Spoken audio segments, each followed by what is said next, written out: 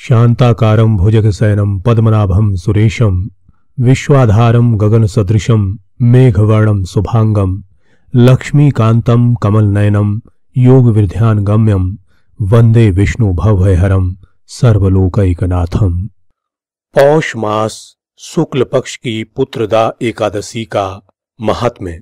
पौष मास शुक्ल पक्ष की पुत्रदा एकादशी की व्रत कथा।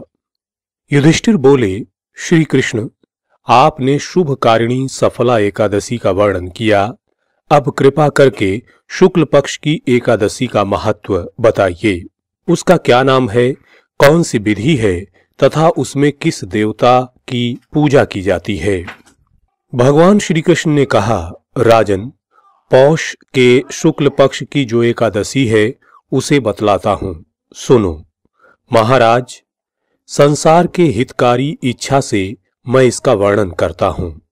राजन, पूर्वोक्त विधि से ही यत्न पूर्वक इसका व्रत करना चाहिए। इसका नाम पुत्रदा है।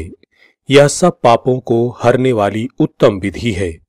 समस्त कामनाओं तथा सिद्धियों के दाता भगवान नारायण इस तिथि के आदि देवता हैं। चराचर प्राणियों सहित समस्त त्रिलोकी में इससे बढ़कर दूसरी कोई तिथि नहीं है। पूर्व काल की बात है, भद्रावती पुरी में राजा सुकेतुमान राज्य करते थे। उनकी रानी का नाम चंपा था। राजा को बहुत समय तक कोई वंशधर पुत्र नहीं प्राप्त हुआ, इसलिए दोनों पति पत्नी सदा चिंता और शोक में डूबे रहते थे। राजा के पितर उनके दिए हुए जल को शोकोच्छ्वास से गर्म करके पीते थे। राजा के बाद और कोई ऐसा नहीं दिखाई देता जो हम लोगों का तर्पण करेगा, या सोच सोचकर पितर दुखी रहते थे। एक दिन राजा घोड़े पर सवार हो गहन वन में चले गए। पुरोहित आदि किसी को भी इस बात का पता न था। मृग और पक्षियों से सेवित उस सघन कानन में राजा भ्रमण करने लगे। मार्ग में कहीं सियार की बोली सुनाई पड़ती थी तो कहीं उल्लुओं की। जहां तहां रीछ और मृग दृष्टिगोचर हो रहे थे। इस प्रकार घूम घूम कर राजा वन की शोभा देख रहे थे। इतने में दोपहर हो गई। राजा को भूख और प्यास सताने लगी। वे जल की खोज में इधर उधर दौड़ने लगे। किसी पुण्य के प्रभाव से उन्हें एक उत्तम सरोवर दिखाई दिया, जिसके समीप मुनियों के बहुत से आश्रम थे। शोभाशाली नरेश ने उन आश्रमों की ओर देखा। उस समय शुभ की सूचना देने वाले शकुन होने लगे। राजा का दाहिना नेत्र और दाहिना हाथ फड़कने लगा, जो उत्तम फल की सूचना दे रहा था। सरोवर के तट पर बहुत से मुनि वेद पाठ कर रहे थे। उन्हें देखकर राजा को बड़ा हर्ष हुआ। वे घोड़े से उतरकर मुनियों के सामने खड़े हो गए और पृथक पृथक उन सब की वंदना करने लगे। वे मुनि उत्तम व्रत का पालन करने वाले थे। जब राजा ने हाथ जोड़कर बारंबार दंडवत किया, तब मुनि बोले, राजन, हम लोग तुम पर प्रसन्न हैं। राजा बोले, आप लोग कौन हैं? आपके नाम क्या हैं तथा आप लोग किस लिए यहाँ एकत्रित हुए हैं? यह सब सच सच बताइए। मुनि बोले, राजन, हम लोग विश्वेश देव हैं। यहाँ स्नान के लिए आए हैं। माघ निकट आया है। आज से 5वें दिन माघ का स्नान आरंभ हो जाएगा।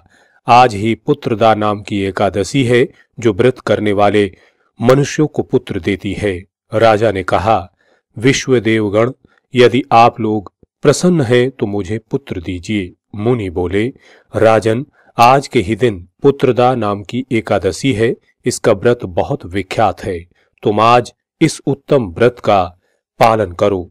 महाराज, भगवान केशव के प्रसाद से तुम्हें अवश्य पुत्र प्राप्त होगा। भगवान श्री कृष्ण कहते हैं, युधिष्ठिर, इस प्रकार उन मुनियों के कहने से राजा ने उत्तम व्रत का पालन किया। महर्षियों के उपदेश के अनुसार विधि पूर्वक पुत्रदा एकादशी का अनुष्ठान किया। फिर द्वादशी को पारण करके मुनियों के चरणों में बारंबार मस्तक झुकाकर राजा अपने घर आए। तदंतर रानी ने गर्भ धारण किया। प्रसव काल आने पर पुण्य कर्मा राजा को तेजस्वी पुत्र प्राप्त हुआ, जिसने अपने गुणों से पिता को संतुष्ट कर दिया। वह प्रजाओं का पालक हुआ। इसलिए राजन, पुत्रदा का उत्तम व्रत अवश्य करना चाहिए। मैंने लोगों के हित के लिए तुम्हारे सामने इसका वर्णन किया है। जो मनुष्य एकाग्रचित होकर पुत्रदा का व्रत करते हैं वे इस लोक में पुत्र पाकर मृत्यु के पश्चात स्वर्गगामी होते हैं। इस महात्म्य को पढ़ने और सुनने से अग्न्योष्टम यज्ञ का फल मिलता है। डीएनआई पर सबसे पहले खबरों की अपडेट के लिए सब्सक्राइब करें और बेल आइकन को दबाना ना भूलें।